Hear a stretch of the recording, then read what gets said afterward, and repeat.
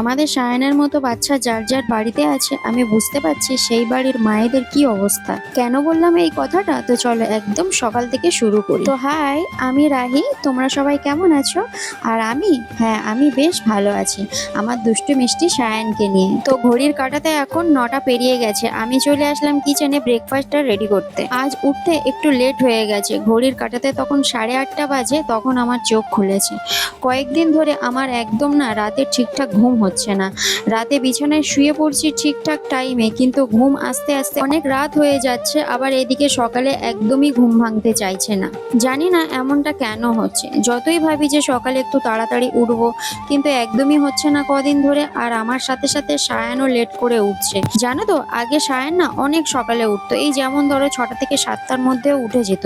7টার পর ও কখনো কখনো ঘুমাতো, যদিও বা ঘুমাতো তা আবার কখনো কখনো, বেশিরভাগ না। তো আজ আমি তো 8:30টায় উঠেছি, আর সায়ান উঠেছে তখন 9:30 বাজে।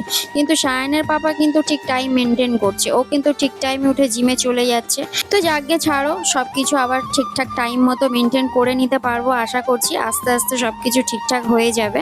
তো চলো এখন কি করছি সেটাই বলি। তো সকালবেলায় আমি আর সায়ানের পাপা দুজন মিলে সকালের খাবারটা খেয়ে নিয়েছিলাম। ডিম টোস্ট ছিল, দুধ চা ছিল। সায়ান অবশ্য তখন ছিল না, কারণ ও ঘুম থেকে উঠেই ওর দাদুর বাড়িতে চলে গেছিল। তো সেই ফাঁকে যখন সায়ান ছিল না, তখন আমাদের খাওয়া টাওয়া খেয়ে নিয়ে তারপর ঘরের আশিপাশি কাজ যতটা পেরেছিলাম করে রেখেছিলাম।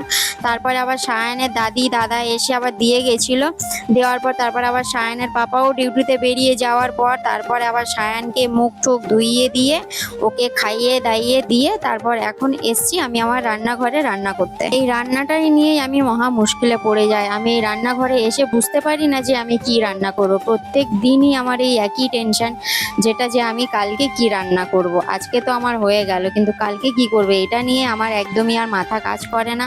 সায়ানের পাপাকে জিজ্ঞাসা করি, উনি বলে যে তুমি তোমার যেটা ভালো লাগে তুমি করো। আজকে রান্না করেছিলাম হচ্ছে বেগুন দিয়ে চিংড়ি মাছ দিয়ে একটা তরকারি, আর করেছিলাম হচ্ছে পেঁয়াজ চিংড়ি। তো সেটা করার পর তারপর আমাদের আরও যে কাজকর্ম থাকে, স্নান টান করা, ঘর বাড়ি পরিষ্কার করা, সেগুলো করে ধরে নিয়ে আমার সায়ানকে খাইয়ে দাইয়ে দিয়ে। আর এদিকে আজকে সায়ানের অবস্থা দেখো, ও কোনো মতে দুপুরবেলায় আজকে ঘুমাবে না। আমি কতক্ষণ থেকে ওকে ঘুম পাড়ানোর চেষ্টা করছি, ও ঘুমাবে না, ও খেলবে। ওকে এখন আমার সাথে নিয়ে খেলতে হবে। সায়ান তো আর শুলো না, তো ওকে নিয়েই আজকে ভিডিও এডিটিং এর কাজগুলো করে ধরে নিয়ে তারপর আমি বসেই ছিলাম। আমি ওকে জাস্ট বলেছি যে সায়ান, রুটি করতে না আজকে একদমই ভালো লাগছে না, কি করব। যেই বলেছি, আমি জানি না, আমি এদিকে ঘরে রয়েছি, ও কোন ফাঁকে গিয়ে রান্নাঘর থেকে আটা, তারপর রুটি বেলনা ওটা বার করে নিয়ে আটা নিয়ে আর এইভাবে মাখামাখি করছে। আমি জানি না, আমি হঠাৎ করে ভাবলাম সায়ান গেল কোথায়। তারপরে এসে দেখছি যে সায়ানের এই কীর্তি। তো ওকে একটু বকাঝকা করলাম, তারপর আবার নিজেকেই বোঝালাম যে না, ও তো এখন বাচ্চা, ও তো এগুলো করবে, ওর তো এখন দুষ্টুমি করার সময়। ও যখন বড় হয়ে যাবে এগুলো তো আর করবে না। তা করছে করুক, আমরাও একসময় হয়তো এরকম করেছিলাম। আমার তো চলো তাহলে আজকের ভিডিওটা এই পর্যন্তই রাখছি। আবার তোমাদের সাথে আমার কালকের ভিডিওতে দেখা হবে। ততক্ষণের জন্য তোমরা সবাই ভালো থেকো, সুস্থ থেকো, টাটা।